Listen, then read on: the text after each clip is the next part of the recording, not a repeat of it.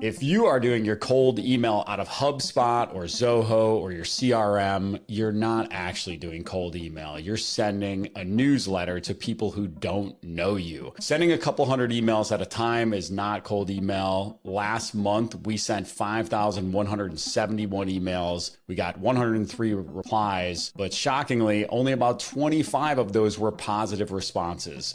And those are the metrics you need to really get results with cold email. And that's why today we're going to break down how you can set up to run cold email at scale, how to improve those results, and how to create this infrastructure for the long term. Welcome to Payrollin'.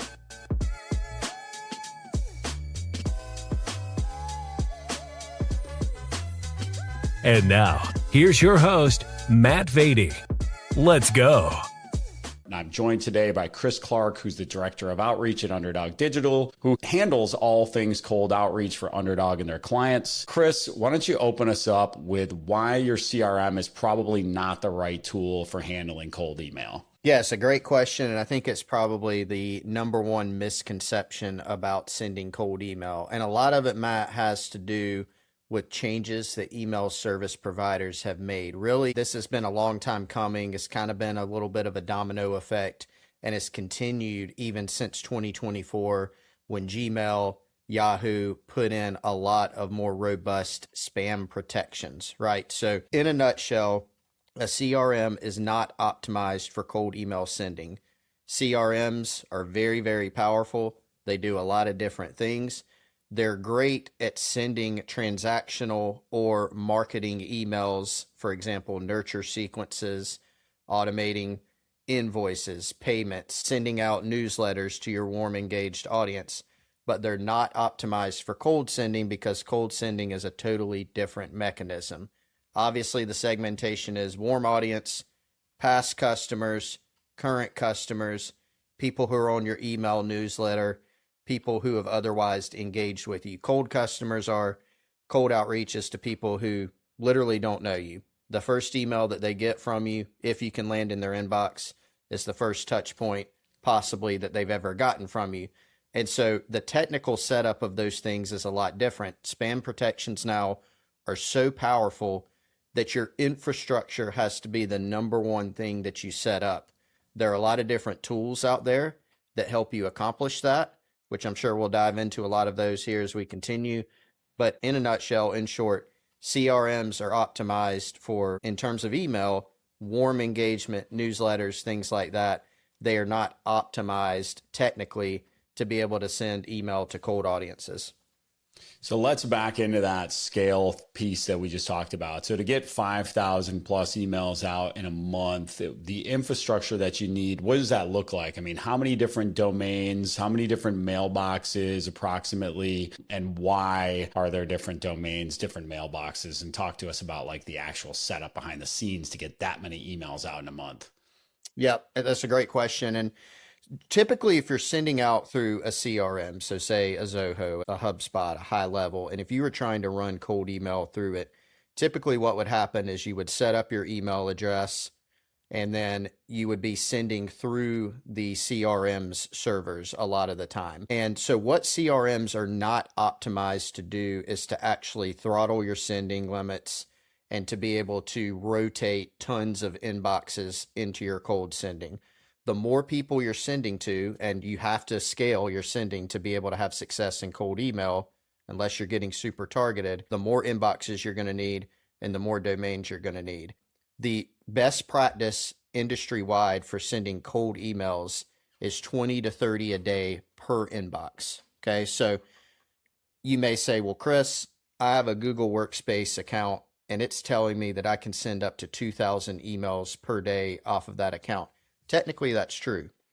If you sent 2,000 cold emails a day off of your Gmail account, you're probably going to get banned or you're going to be going to spam a whole lot, right? And so what you want to do is create a variety of inboxes, set the sending limits for them at 20 to 30 a day. That's the best practice. Sequencers out there can help you do that. Create different domains so that you're not relying only on your main domain.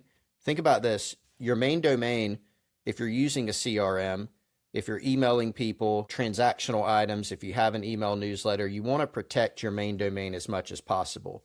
when you're sending cold email, there is a harsh reality that you are going to get people who say, please take me off your list, or not even as nicely, take me off your list. You're going to get marked as spam sometimes. Every time that happens, your domain sending reputation can actually go down, which then can affect other parts of your business. So that's why it's very important to diversify your sending across multiple domains and across multiple inboxes. So just to give you an example to actually answer your question, Matt, one of the inbox providers that we use is called Scaled Mail. One of their baseline plans where you can get a couple domains and get 25 to 30 inboxes across those domains costs about $50 a month for that infrastructure. That will get you to a place where you can be running 25 to 30 inboxes at one time and send about 7,000 cold emails per month. Again, utilizing safe sending limits across all those inboxes. If you sent that volume of cold email from one email address on one domain, from two email addresses on one domain, you're simply not going to be able to keep up that pace because you're going to get sent to a bad place, which is the spam folder. Even if you get some returns initially, it's going to end up catching up to you. So very important to diversify your inbox and your domains. Beautiful. And just for clarity's sake, so for example, at Guru, we might have a domain that is, our primary domain is guru.co. Some of the domains we use for cold email might be guruhr.in. guruhrpayroll.co. Like you buy a bunch of different variations that are close, maybe include your name, maybe don't include any names or anything in your name, but you've got to just create these additional domains and then get a couple of mailboxes set up on each. Chris, let's talk a little bit about, we got a couple more minutes. Let's talk a little bit about the messaging. So what is working right now in terms of messaging? To your point, we all get hundreds of cold emails a day. What are you seeing that's actually cutting through the noise? And how many emails are you sending on average in a campaign? Yeah, so typically we go with a 3-touch campaign. You can find some people out there sending email, and we've had success with this, sending a 1 or 2 email sequence. You can send a 5 email sequence. You typically don't see them longer than that.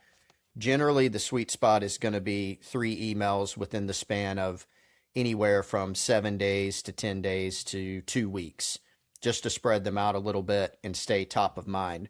The other thing, and I'm glad you asked this about the copy and what cuts through the noise, is a lot of times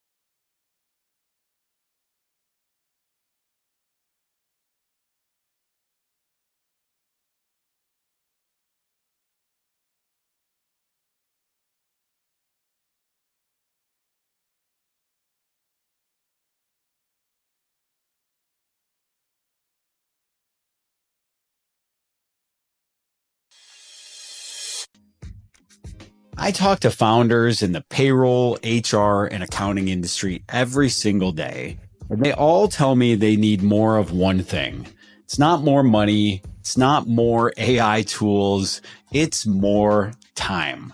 How do I get more time? Well, I hired a virtual assistant through OutsourcedScale.com that helps me manage my inbox, manage my calendar, handles administrative tasks for me, helps support my marketing efforts, and much, much more. The cool thing about Outsourced Scale is that they actually train the virtual assistants on the latest and greatest AI tools to make sure that they can't only do that administrative work for you that you need to get off your plate, but they're doing it in the most efficient and effective ways possible. I've been so happy with my assistant from Outsourced Scale that I've actually added multiple other teammates to our other companies through them. Their pricing starts at only $7.99 a month, and they make it super easy to get a new teammate onboarded and part of your team very quickly. Check them out today at outsourcescale.com.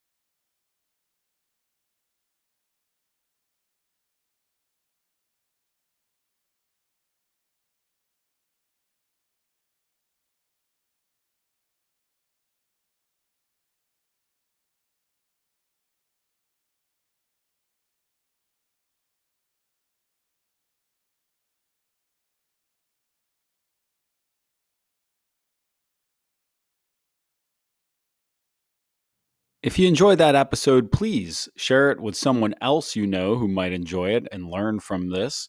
And also, please rate us 5 stars on your favorite podcast player. We really appreciate you taking the time to listen. And also, don't hesitate to reach out with other topics you'd like to hear more about. Thanks so much.